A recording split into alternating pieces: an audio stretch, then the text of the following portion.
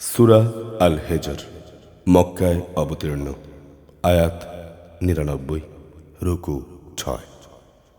বিসমিল্লাহির রহমানির রহিম। আলিফ লাম রা। এগুলো হচ্ছে সেই মহান গ্রন্থ ও সুস্পষ্ট কোরআনের আয়াত। যারা আল্লাহ তাআলাকে অস্বীকার করেছে, মহাবিচারের দিন তারা চাইবে যদি সত্যি সত্যি তারা মুসলমান হয়ে যেত।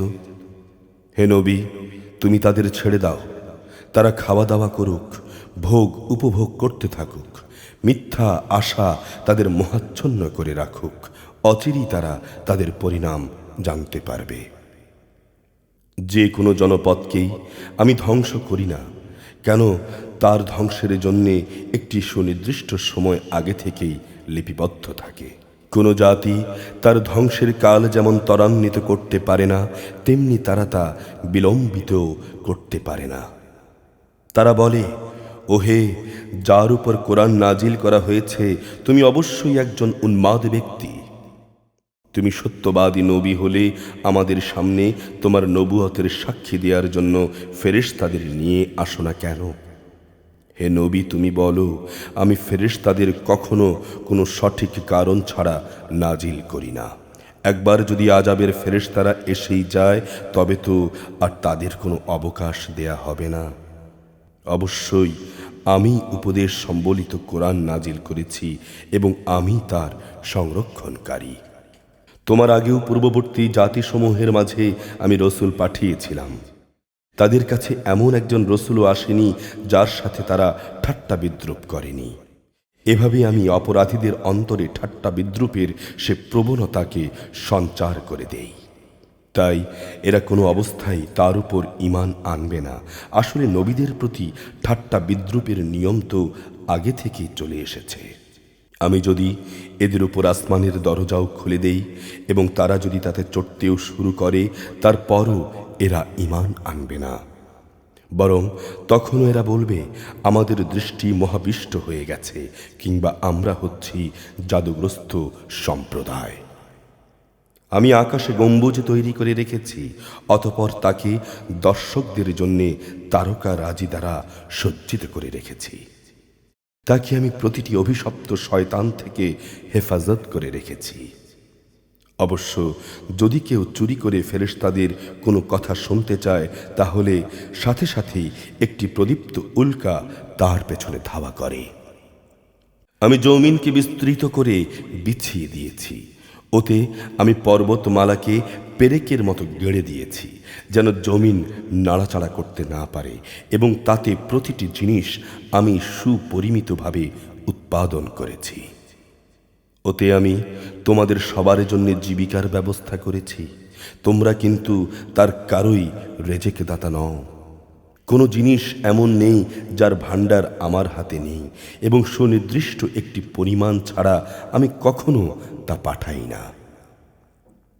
আমি বৃষ্টি, গর্ভবায়ু প্রেরণ করি, তারপর আমি আকাশ থেকে পানি বর্ষণ করি, অতঃপর আমি তোমাদের তা পান করাই।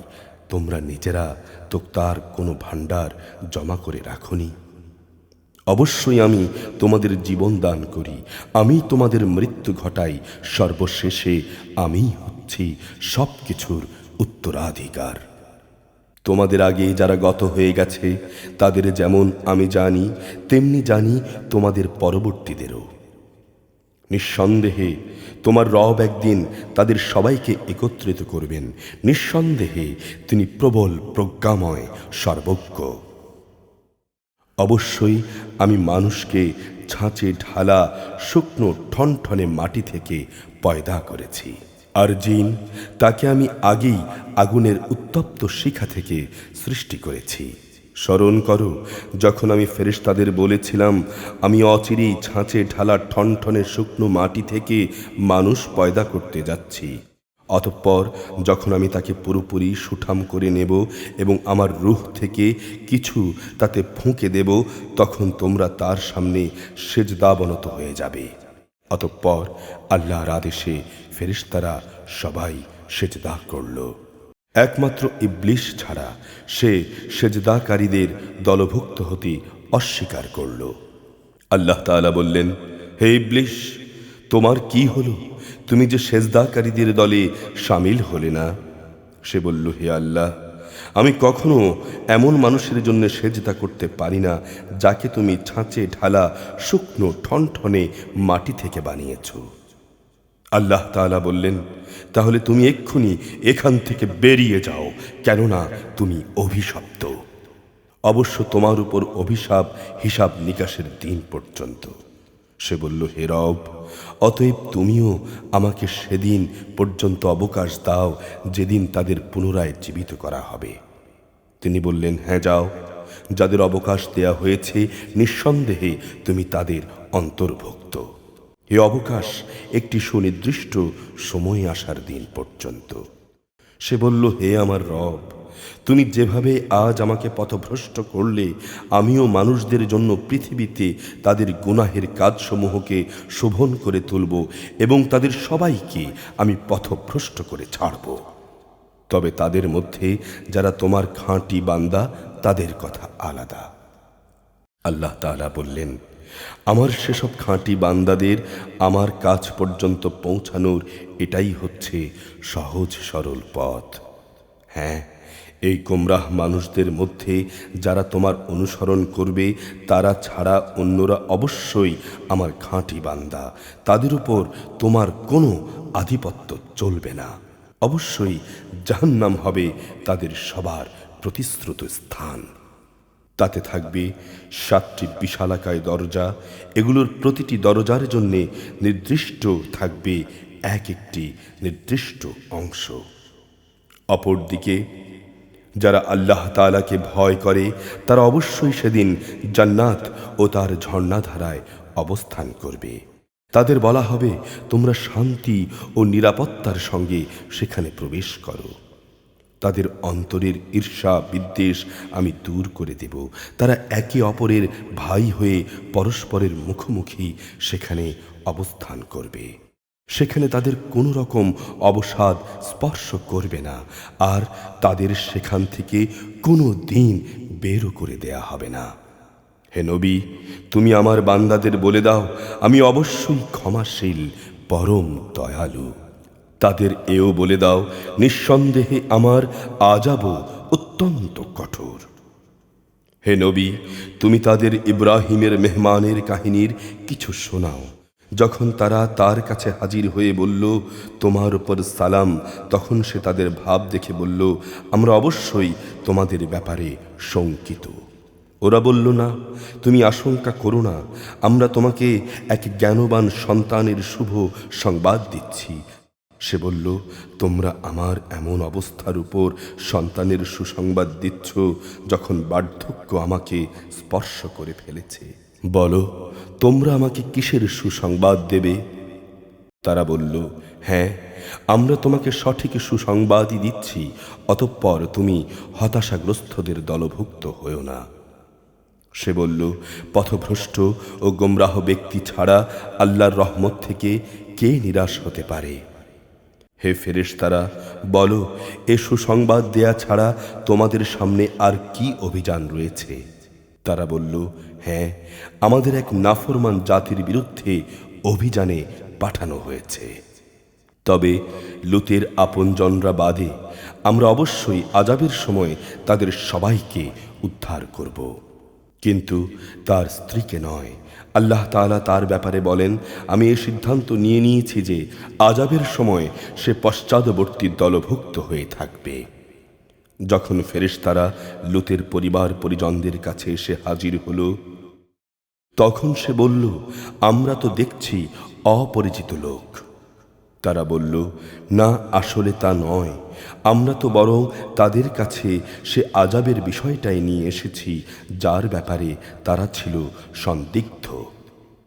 আমরা তোমার কাছে সত্য সংবাদ নিয়ে এসেছি এবং আমরা হচ্ছি সত্যবাদী। সুতরাং তুমি রাতের কিছু অংশ থাকতে তোমার লোকজন সহ এই জনপদ থেকে বেরিয়ে পড়ো এবং তুমি নিজে তাদের পেছনে পেছনে চলতে থেকো।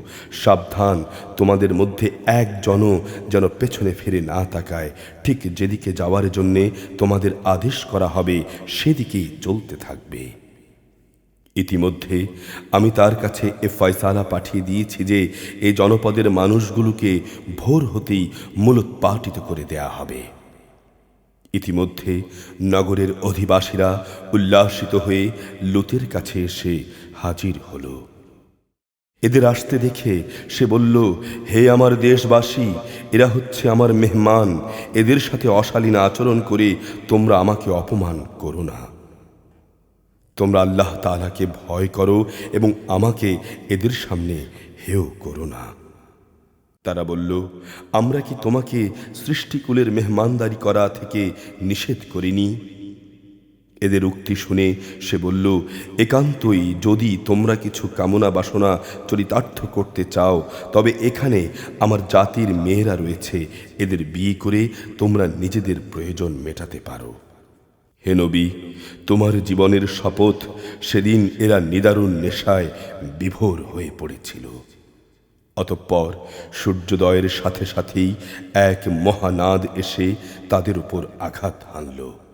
তারপর আমি তাদের নগরগুলো উল্টে দিলাম এবং ওদের উপর পাকানো মাটির পাথরের বৃষ্টি বর্ষণ করলাম।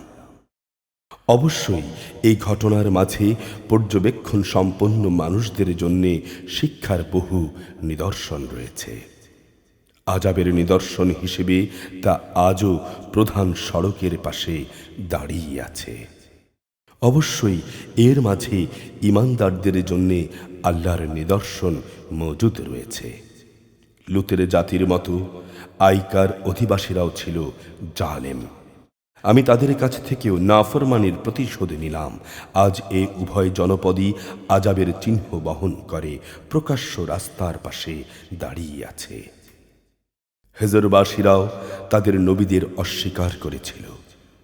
আমি তাদের দিয়েছিলাম আমার নিদর্শন সমূহ, অতঃপর তারা তা থেকে মুখ ফিরিয়ে নিয়েছে। তারা পাহাড় কেটে কেটে নিজেদের জন্য ঘর বানাতো এই আশায় যে তারা সেখানে নিশ্চিন্তে জীবন কাটাতে পারবে। অতঃপর নাফরমানির জন্যে এক প্রত্যুষে তাদের উপর মহানাদ এসে আঘাত হানল। অতঃপর তারা দুনিয়ায় যা কিছু কামাই করেছে আল্লাহর গজবের সামনে তা কোনোই কাজে আসেনি। আকাশমালা, জমিন এবং এ দুইয়ের মাঝখানে যা কিছু আছে তার কোনোটাই আমি অযথা পয়দা করিনি। অবশ্যই একদিন কিয়ামত আসবে। অতএব হে নবী, তুমি সৌজন্যমূলক আচরণের সাথে ওদের ক্ষমা করো। নিশ্চয়ই তোমার রব মহাস্রষ্টা, মহাজ্ঞানী। অবশ্যই আমি তোমাকে 7 আয়াত বিশিষ্ট সূরা দিয়েছি যা নামাজের ভেতরে ও বাইরে বারবার পঠিত হয়। আরও দিয়েছি জীবনের বিধান হিসেবে মহাগ্রন্থ আল কোরআন। আমি এদের কিছু লোককে ভোগ বিলাসের যে উপকরণ দিয়েছি তার প্রতি তুমি কখনো তোমার দুচোখ তুলে তাকাবে না। তাদের অবস্থার উপর তুমি কোনো রকম দুশ্চিন্তা করবে না। তাদের বদলে তুমি সর্বদা ঈমানদারদের দিকেই ঝুঁকে থেকো। হে নবী, তুমি বলো, নিঃসন্দেহে আমি হচ্ছি জাহান্নামের সুস্পষ্ট সতর্ককারী। যারা বিভিন্ন দল উপদলে বিভক্ত তাদের উপরও আমি এভাবে কিতাব নাজিল করেছিলাম। এরা হচ্ছে সেসব লোক যারা কোরআনকে টুকরো টুকরো করে দিয়েছিল। হে নবী, তোমার মালিকের শপথ, আমি ওদের অবশ্যই প্রশ্ন করব সেসব বিষয়ে যা কিছু আচরণ তারা কোরআনের সঙ্গে করেছে। অতএব তোমাকে যে আদেশ দেয়া হয়েছে তুমি তা খোলাখুলি বলে দাও। যারা আল্লাহর সঙ্গে শরিক করে তুমি তাদের উপেক্ষা করো। এ বিদ্রূপকারী ব্যক্তিদের মোকাবেলায় আমি তোমার জন্য যথেষ্ট। যারা আল্লাহর সাথে অন্যকে মাবুদ বানিয়ে নিয়েছে তারা অচিরেই তাদের পরিণাম জানতে পারবে। হে নবী, আমি ভালো করেই জানি ওরা যা কিছু বলে তাতে তোমার অন্তর সংকুচিত হয়। অতঃপর তুমি তোমার মালিকের প্রশংসা দ্বারা তাঁর পবিত্রতা ঘোষণা করো এবং তুমি নিজেও সেজদাকারীদের দলে সামিল হয়ে যাও। হে নবী, যতক্ষণ পর্যন্ত তোমার কাছে মৃত্যুর নিশ্চিত ঘটনাটি না আসবে ততক্ষণ পর্যন্ত তুমি তোমার মালিকের ইবাদত করতে থাকো।